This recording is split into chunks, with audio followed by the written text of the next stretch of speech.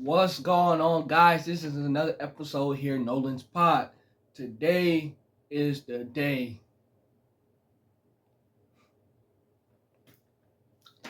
Today is the day. Basketball season's officially here. The NBA's officially back. Um, Today is the day. It's a good day. It's a beautiful day. Preseason is over with.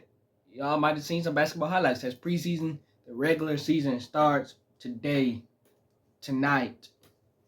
You know what that means.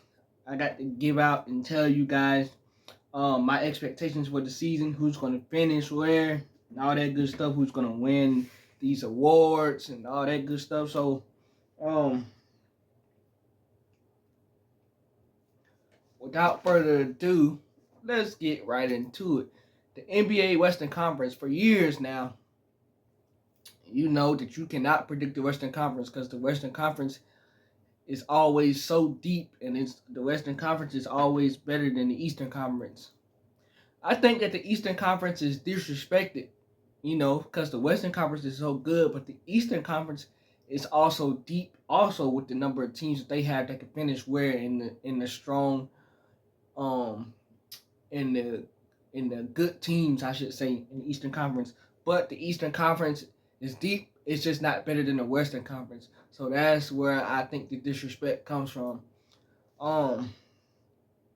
Obviously you have 1 through 8. The old format is 1 through 8 makes the playoffs automatically. But about 2 years ago, for 2 years now, 2 or 3 years now, we've done that play-in tournament. So it's really 1 through 10. Well, really, 7 through 10. Whoever's the 7 through 10 seed at the end of the year, they participate in the play-in tournament to get in the NBA playoffs. It's not the old format where it's 1 through 8, you're in the playoffs automatically. No, if you're 7 through 10, you play in the play-in tournament. You win the play-in tournament, you get into the playoffs. It's just a spicy new format, You play and you win and you get in. You lose, you go home. Now, for that 7th and 8th seeded team, it's not automatically you just get in, you the playoffs. Nope, you have to play to get in. So when they first introduced this new format, I was like, man, no, I was not a fan of it because I felt it was always the 7th and 8th seed. Y'all automatically get in the playoffs too. It ain't no 7th and 8th seed. Y'all playing to play, and then the 9th and 10th seed, who's not supposed to be in the playoffs anyway, they get to play to try to get in too. I didn't like that at first, but this new format, every single year that this format has been played for about 3 years now, these games have been highly competitive and it's been close, and it's came right down to the wire. And one reason that the NBA did this was because these teams at the end of the year, they know they're not going to make it to the playoffs. A whole bunch of guys on the team are resting. They're not playing, not trying to get hurt. It's the end of the year. They trying to relax. So that's the reason why the NBA did this play-in tournament, to keep these teams competitive, to keep these players playing. These players have something to play for. That's also why we have the new NBA tournament. It's going into the second season this year with the new NBA tournament, mid-season tournament. Though these games in late October, early November, these players weren't really giving their all. They weren't giving their all-out effort because these games early in the season are boring and they're not meaningful. That in-season tournament last year, the first season of it last year, these games were competitive because these players had something to play for. Every team in the league had something to play for, and those in-season tournament games were highly competitive. So the league is doing a good job of making sure that they're finding new ways to keep the league competitive. They're finding new ways to keep these players engaged, and these players are actually showing up to play. And the new 65 game limit, where you have to play at least 65 games to make one of the All NBA teams to qualify for MVP and all their major awards at the end of the year. That's another thing too. But as I got sidetracked with all that, I'm going to introduce you guys to the Western Conference who I think is going to finish 1st through 10 in the Western Conference. OKC, I have finished in first in the Western Conference. OKC's going to pick right back up where they left off. OKC had a weakness last year. They couldn't rebound. What do? They signed Isaiah Hartenstein. OKC was a great defensive team last year. SGA's a great defender. Lou Dort's a great defender. Chet Holmgren at the rim. He protects the rim. You go get Isaiah Hartenstein. He's also going to protect the rim. They trade Josh Giddey and they get Alex Caruso. Alex Caruso is one of the best perimeter defenders in the league. You pair him up with one of the other best perimeter defenders on the team too. You pair Alex Caruso up with Lou Dort. Both of those guys, best perimeter defenders in the league, and they're on one team.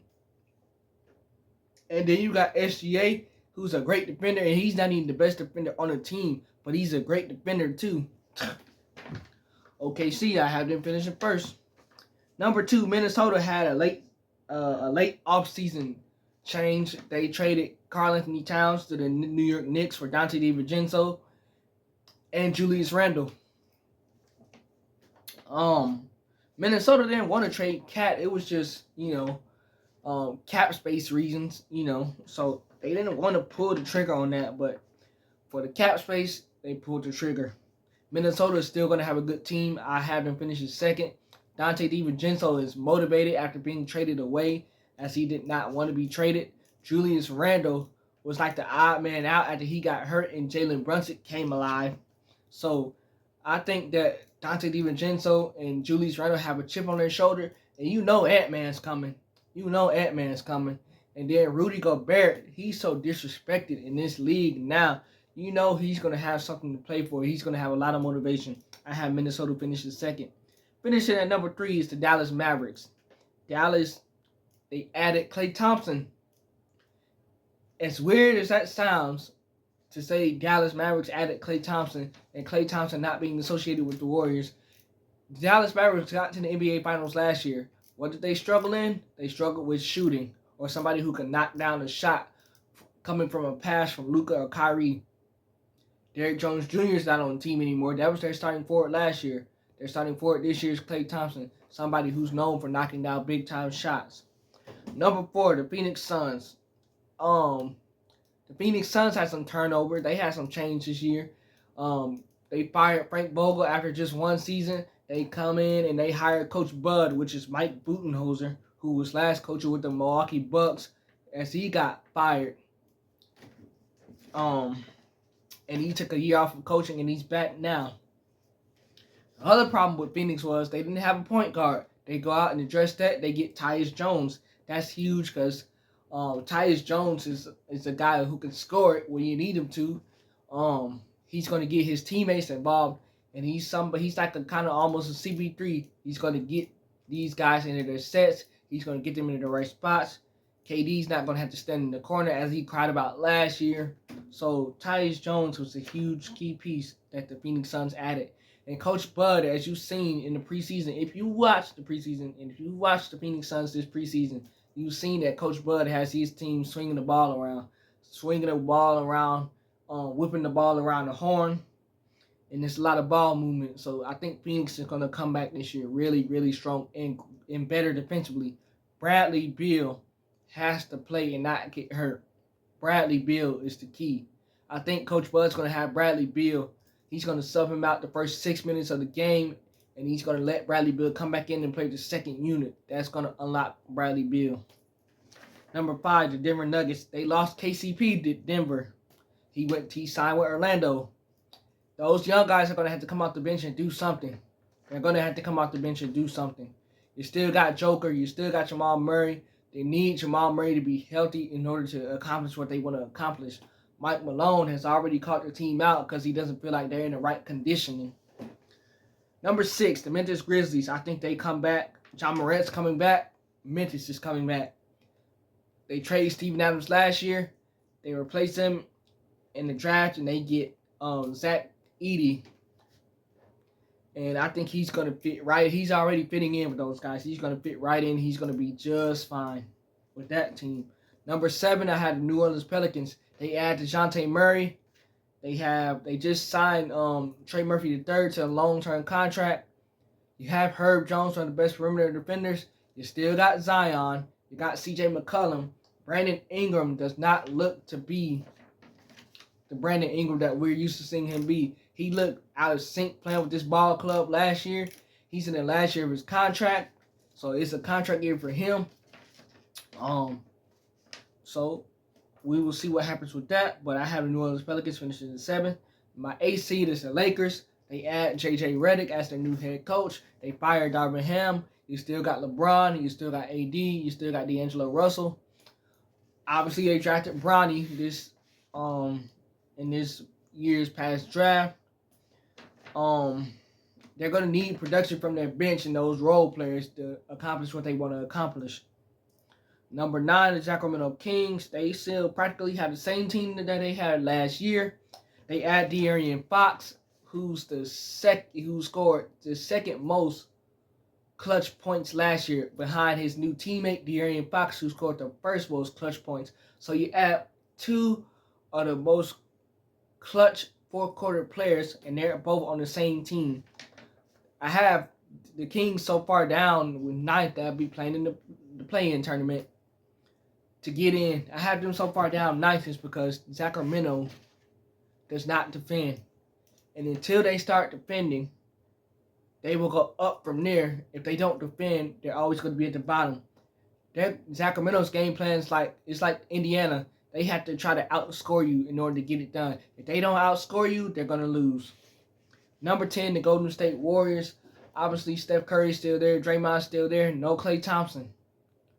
As weird as that sounds. They add DeAnthony Melton. They add Buddy Hield. They just signed Moses Moody to a long-term contract. Jonathan Kuminga did not get his extension, so he has a chip on his shoulder. This is not the old Warriors team. This is a brand new Warriors team, and they're going to have to figure it out. That's the Western Conference. Introducing the Eastern Conference. Number 1 is the Boston Celtics. Obviously, we know they won a championship. Obviously, we know they have Derek White, Drew Holiday, Kristaps Porzingis, Al Horford, Jason Tatum, Jaylen Brown, Peyton Pritchard, Sam Hauser. We know that they have all of those guys. The worst thing that the NBA community as a whole could have did was pissed off Jason Tatum and Jaylen Brown this offseason during the summer. The NBA is going to find out really quick. You don't piss off 2 other star players that won a championship last year. You don't disrespect them. Jaylen Brown was not on Team USA. He should have been. He was replaced by his teammate, Derek White. Jason Tatum was on Team USA. His role was very limited. The 2 superstars on the team who just won a championship, you pissed them off this offseason. And if you watch the Celtics this preseason, those 2 guys have already started their preseason off and come back with revenge on their mind. Like, we going to just whoop everybody's butts. I feel sorry for the teams that had to play Boston this year because you pissed off 2 of the guys that are superstars on the team. And you don't do that. You don't disrespect those guys. Woo, man, oh man. The league is in trouble with Boston. I'm telling you now. Number 2, the New York Knicks. The Knicks, they add Mikal Bridges.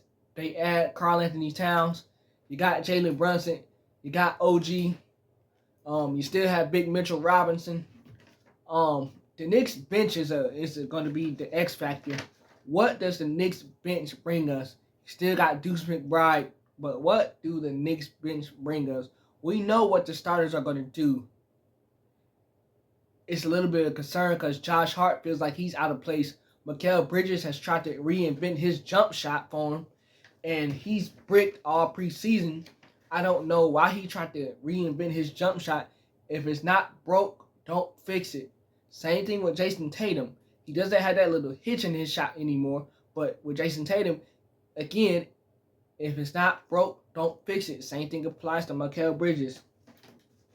But the Knicks are going to be fine. Number 3, the Milwaukee Bucks. Giannis is going to come back. He's coming back. Damian's coming back. And I mean, not coming back, but they're coming back when we need to make this thing work. The unfortunate thing about that is Chris Middleton is not playing tomorrow night because he's recovering from off-season ankle surgery. And they're being extremely cautious. They're taking it slow with Chris Middleton. And then you got Doc Rivers' head coach. He's got something to prove. Number 4, the Orlando Magic. I think the Magic get a home court advantage this year. They have that young talent. They're ready. They're hungry.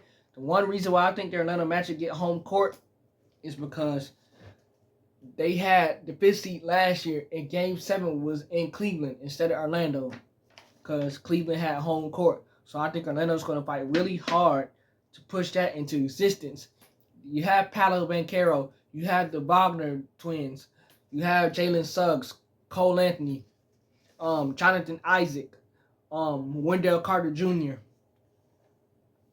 They just paid Jalen Suggs yesterday. So you have all these young pieces. You have Paolo Banchero. Jamal Mosley's improving as a head coach. I think Jamal Mosley will be in the running for Coach of the Year. You have young pieces. Orlando's going to be fine. They're taking steps in the right direction. They made the playoffs last year. This year, their goal should be get home court advantage. Number 5, the Philadelphia 76ers. The reason why I have them at 5 is because the injuries are a major concern.